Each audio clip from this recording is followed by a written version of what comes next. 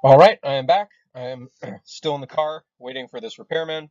Um, in the meantime, let's talk about a more contemporary account of regularity accounts of laws of nature, right? So Hume is several hundred years ago. This is the initial inspiration for this type of account of laws of nature. Um, but more recent philosophers have sort of honed it a bit and made it more explicit and more developed. So the author I've chosen is Swartz, right? And Swartz talks about regularity accounts. So Um, like Hume, he thinks, and I think this is still the case, right?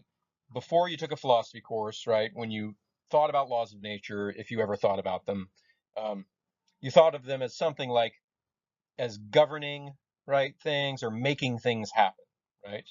And he wants to say, if you think about it, that is a very mysterious and weird thing to think exists, right? Laws that, again, like sort of somehow push the planets around or make it the case that I can't jump to the moon, right?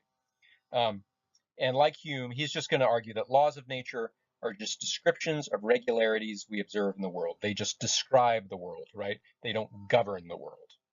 Um, Certainly his account is inspired by Hume, right? We saw that Hume was assuming an empiricism, right? For his argument. So if you might not even buy into the Hume argument if you weren't starting as an empiricist, right? Uh, Swartz is not going to require that you be an empiricist in order to buy into his account, right? So uh, instead, right? But he's going to come to the same conclusion as Hume that we simply observe the certain types of things, follow other types of things. That's all laws of nature are. That's perfectly fine. We don't need them to be more robust than that. So Swartz sort of uses a little more subtle terminology. Um, he's talking about two different types of laws, right? So he talks about physical laws and scientific laws, right? So physical laws are what we actually care about, laws of nature. So these are the things that would be true whether or not humans ever existed, ever came to know them, right? Billions of years ago, before the first human existed, there were physical laws or laws of nature, right? Um, Scientific laws, those are the laws we develop in science and publish in journals and things like that, right? They're a product of human inquiry. Um, they're constantly revised, right? So our scientific laws are sort of trying to capture the physical laws, and we get it wrong, and then we revise them, and so on, right? Um, so if you were interested in scientific laws, then that's sort of a different thing. That's more the realm of sociology, right? You'd study scientists and see what they do. Um, what we're worried about and what we're calling laws of nature are physical laws, and those exist independently of whether science ever existed or humans ever existed, right? Um, and also, by using the term physical law, you might think he just means physics, but he's saying any kind of right law. Like so, there could be laws in psychology, economics, doesn't matter. Right? He's just saying whatever the laws of nature are. Um, okay, so what is a physical law? So Swartz sort of offers some kind of very minimal necessary conditions on what a physical law could be, and then sort of argues that that's all you need, right? So again, it's like Hume. He's sort of skeptic wants to cut down on all the extra metaphysical mumbo jumbo and just strip it down to the basics that we need, right? So a physical law is going to be true, right, all the time, forever. Two, it's going to be some uh, universal or statistical generalization, right? So it's what that means is it can't be a law that Nate's shirt is black, right? It has to be something more general. It has to have a quantifier in front of it in logical language where it says for all so and so's, right? Um, for all objects, if its mass, right, is x, then it will fall towards the Earth at such and such, right, acceleration. Well, I guess it's always the same, but you'll be attracted to another object of mass y, right, at by a certain way, by the what is it, squares, the inverse of the squares of their or something like that, right? But you get the idea, right? It's supposed to be a general. It can apply to a wide range of objects. It doesn't pick out specific objects. That's the point of number two. Um, Number three, it's going to be purely descriptive, right? And what that means is it's not going to name any specific items in the universe. There's not going to be laws that pick Nate out by name, right? It's going to be just these generalizations that pick out general classes of objects. And number four, it's going to be a conditional. So that's, again, a logical thing. It's an if-then sort of thing. And it says, like, look, if X has, right, if this object has a mass of X and it is this distance from this other object with a mass of Y, then it will be attracted to the object with a force of whatever, right? So it's an if this, then that. They're going to be conditionals. And they're going to be contingent, which means they're not necessary truths. They're not mathematical truths. So they're not going to be truths of the kind like, right, a circle, all points on a circle are equidistant from the center. That's just true by definition. The definition of a circle, that's necessarily true in whatever universe. The laws of nature hold in this universe, right? But we can conceive of like a different universe where the gravitational constant is different and you would have a different looking place. So those are the five, right? It's kind of a lot of conditions, right? So they're true generalizations, conditional in nature, don't pick out any particular objects by name, and aren't logical truths, right?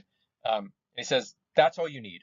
That's a law of nature, right? You don't have to add like number six, and they make the things do the things, right, that they do. They're just true generalizations. So now let's get into why he thinks that this minimal conception, right, of regularity, laws of nature as regularities is enough, right? And why we don't need the extra idea that the laws are somehow governing or doing more than just describing.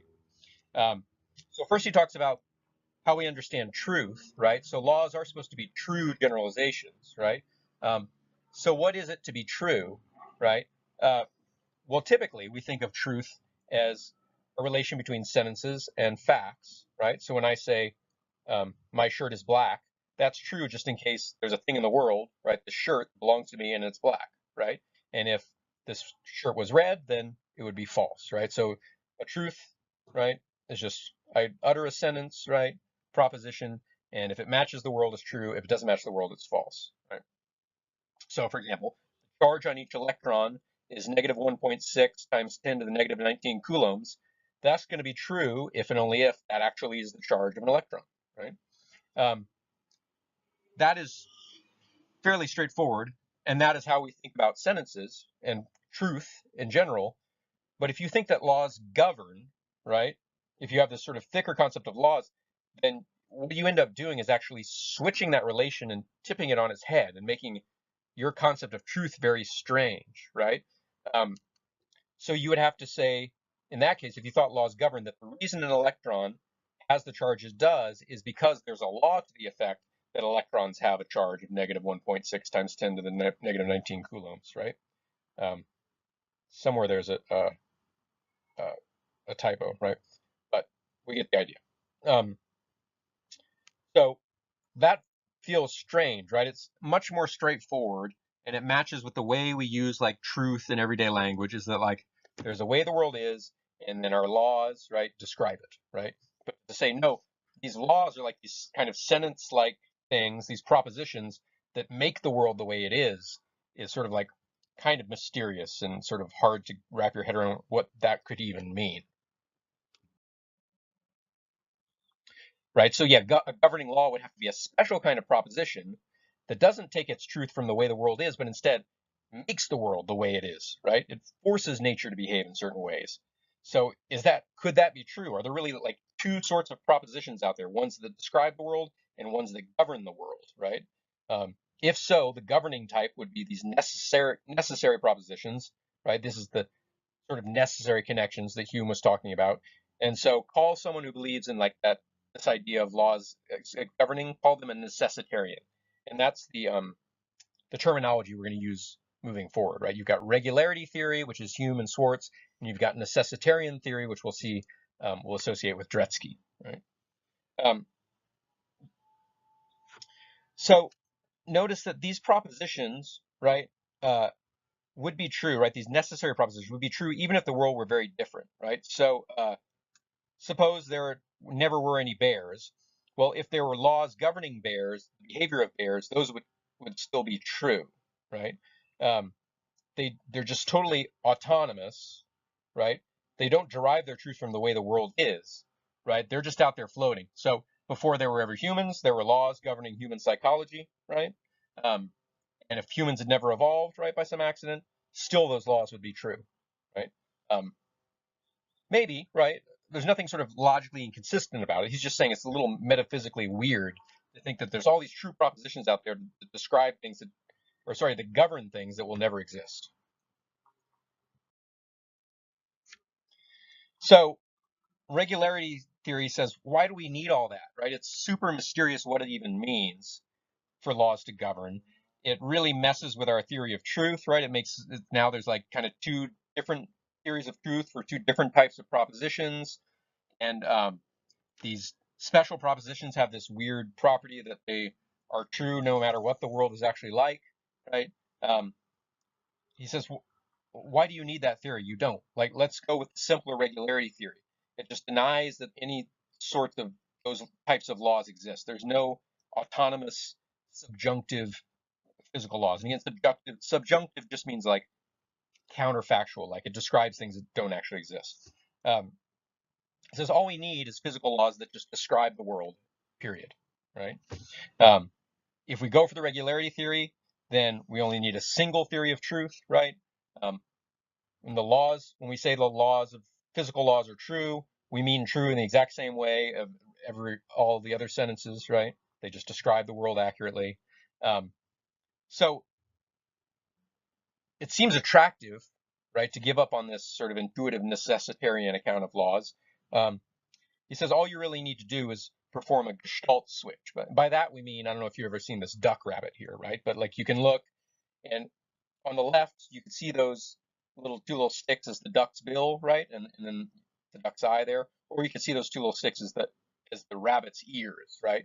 So, and you kind of like, you can see it as a rabbit, and then you sort of switch to seeing it as a duck, and we call that a Gestalt switch, where like the overall sort of look changes, right? He's saying, do that with your account of laws of nature, right? Just give up the necessitarian view and do a little Gestalt switch in where you see that laws of nature just describe a world that is already orderly, right? Um, the laws don't make the world orderly, right? It's not a necessary truth that the world is orderly. Um, it just happens to be that way, and we can describe it, right? Um, now, if you find that unsatisfying, you say, no, I want to understand why the world is orderly. It says, yeah, I understand that feeling, right? But like necessitarian laws don't really help, right? They don't make it make more sense, right? So does it help you, if you want to know why do electrons have that charge, right? And if you say, oh, well, there's a law that says they have to have it. Did that explain anything really? Not really, right? It doesn't give you any more than the pure descriptive theory, and the descriptive theory is just so much more sort of like metaphysically austere. And there's a general tendency in philosophy to say, hey, if we can sort of explain everything without having to posit all this extra weird stuff that we're not sure exists and have never seen, right, and don't even totally understand, let's not, right? Let's keep it sort of simple, right? And this is what Hume is saying, and this is what Swartz is saying. So to more explicitly, right? Well, we've sort of been talking about what we call a cost-benefit analysis, right? So what do we get out of this theory for all the extra machinery that we're trying to add, right? And why not just stick with a simpler one that gives us more bang for our buck, sort of, so to speak, metaphysically? And so he runs sort of a cost-benefit analysis, right?